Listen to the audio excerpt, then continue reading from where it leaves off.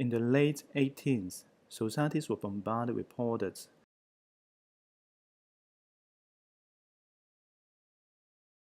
Fetches were made items that made everyone's life better.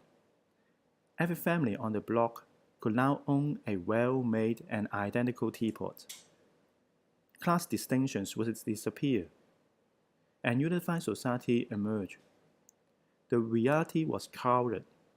A massive increase in urban pollution, bad quality products, child labor, and the slow removal of all things handmade. Art Nouveau, or the New Art, was a style that sought to counter this, with solutions based on the nature, and idealized agricultural medieval life. Art Nouveau's forms are typically fluid and flat, like Toulouse-Lautrec. The Japanese woodblock also influenced Art Nouveau artists and designers, in this case, impacting the use of space, while plant life and the nature world influenced the shape. Art Nouveau was more than a passing fancy style in graphic design. The ideas of a return to natural forms also influenced architects, product designers, and furniture makers. Candlestick, chairs, even entry to the Paris metros adopted the Art Nouveau aesthetic.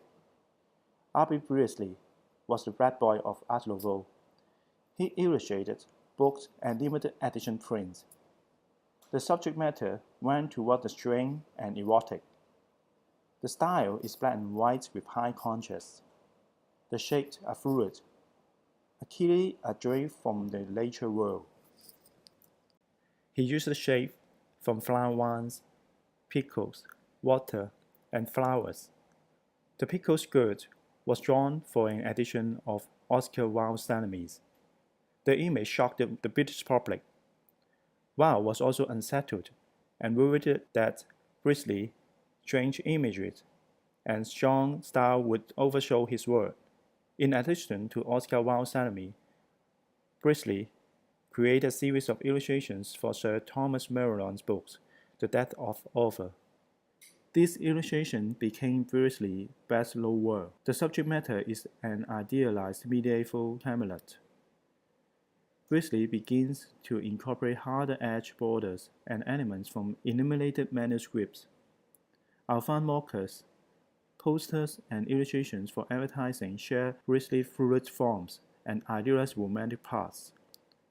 Mocker, however, incorporate color and complex patterns. Many of these illustrations were intended for large-scale posters rather than small books. At small scale, this may seem less dramatic than Brisley's high contrast, but at actually poster size, the effect is hypnotic. Mocker used Arabic and Byzantine decorative motifs for the patterns, borders, and typography. Like Brisley, connect to Camelot. Mocker used this voice form to comment on the goodness of a more agrarian culture with handmade design. Incredibly, we are in the midst of a similar reaction today. This time, with the digital and technological, again, we see a movement towards organic forms, handmade productions, and an idealized reference for patterns.